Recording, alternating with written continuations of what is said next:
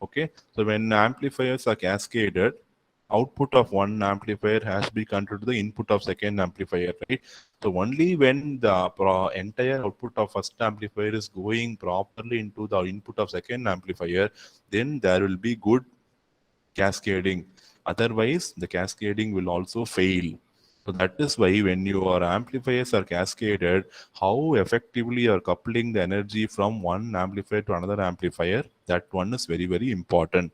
So it is very, very important to design the coupling network between amplifiers.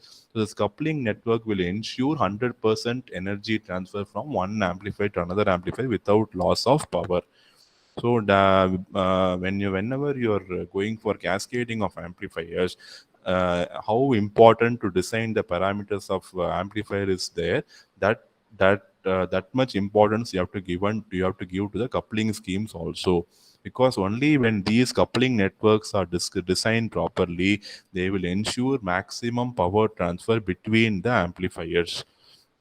So the coupling networks have two purpose. One is it transfers the AC to the next stage effectively.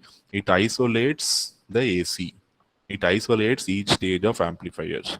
Okay, first one is it transfers the AC output to the next stage. Second one, it isolates each amplifier. So the output of one amplifier will not disturb the output of second amplifier.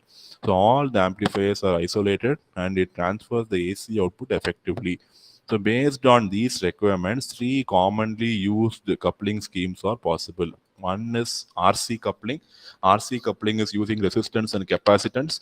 Next one is transformer coupling using a transformer. Third one is direct coupling. Direct coupling means I am going to connect the output of first stage and the input of second stage directly by a wire. I am not going to use any coupling network at all. The first one is I'm going to use resistance, capacitance based coupling. Second one, I'm going to use transformer based coupling. Third one, I'm going to use direct coupling. Okay, we'll just see what each method